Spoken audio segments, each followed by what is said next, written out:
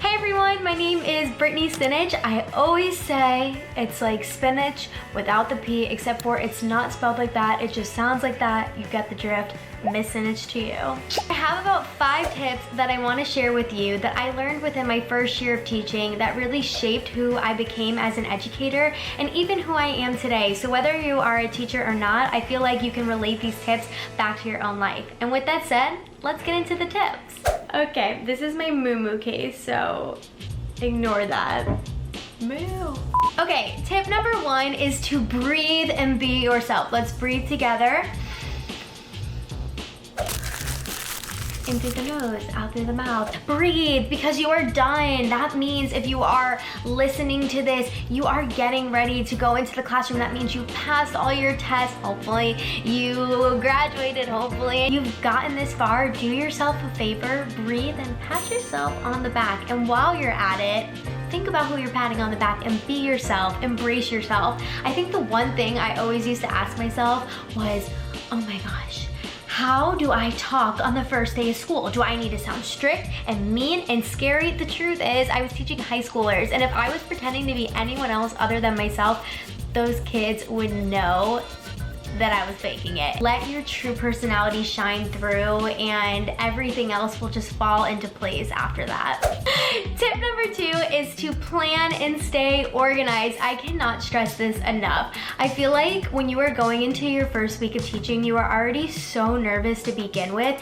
If you have everything planned out and organized, half of the job is already done for you. So I recommend getting a binder, printing out a free calendar, and getting organized. Plan out your first week, your first month, draft it out a little bit. Think about those standards that you want to hit, and I really suggest that you plan them out and organize them as much as possible so that it's so much easier for you on your end when you get into the classroom. Now, you can't always predict what is going to happen, and sometimes you might have to speed things up or slow things down, but at least lay it out for yourself. I promise you, it will make such a difference. Number 3 is something that I learned from many mentor teachers, and that is to be strong and consistent. What do I mean by strong and consistent? Now, I'm not talking about like strong, but like that's not bad either, you know what I'm saying? Okay, strong and consistent means if you have a set rule or guideline, you really should stick to them. You don't want to confuse your students. That means if you have set rules and guidelines that you really took the time to create, I would stick to them and be strong and consistent about them. So something that is really important to me in the classroom is having a set routine. For an example, when my students would come into my classroom, there would always be a message on the board. It would welcome them, it would have the to-do list for today, and it would also have a little message about what I wanted them to do right now as they walk into the room, as I'm holding the door open before the bell even rings.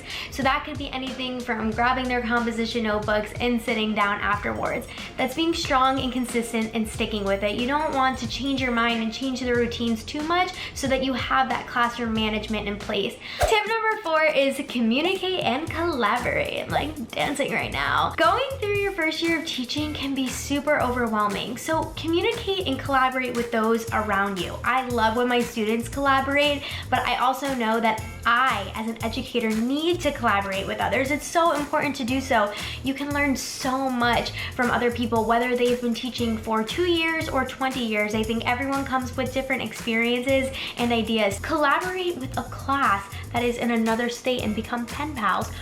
Number 5 was to build relationships and be humble. This one is so important to me. I think building relationships is the most important thing you can do in the classroom. It's also, to me, the most valuable thing you can do inside of the classroom. I do not think any amount of school supplies is more of value than the relationships that you build with your students. And I think this because if you take everything away, everything, all that you have left in a room is you and your students. Do you think your relationships are strong enough to withhold your lessons. To be honest, building relationships has also allowed for them to change my life. They have helped me grow, and that's where the second part comes in, where I'm saying to be humble. I think whether you once again have been teaching for 2 years or 20 years, we will always make mistakes, but there's always room for growth. And I don't think we should ever just say we've got it all figured out and we are master teachers. I think as teachers, we always need to be learners. We always have to be willing to grow and learn and develop, because if we're not growing and learning and developing and listening and collaborating, that was such a tongue twister, how could we expect our students to do so? I think it's so important to build those relationships, stay humble along the way, take a deep breath, be yourself, and just know that you've got this. You've got this, you've got this. I can't say it enough. Think about how far you have come. I promise you, we're all still figuring it out along the way, and the best thing you can do is to be yourself and to build those relationships and be there for your students. Thank you all so much for watching this video. It was so much fun to put it together for you. And as of today, I am the recent founder of an organization called the Unbreakable Organization, where we help individuals and communities heal while also helping them find what makes them unbreakable. And if you follow us along on the Unbreakable org, you can learn more information about how this got started, what inspired me to start this movement, and how you can get involved as well and check out how we are going to give back to the school. So it's all been super exciting. Thank you all so much for your time, and I hope you have a great day. Good luck, teachers. Bye.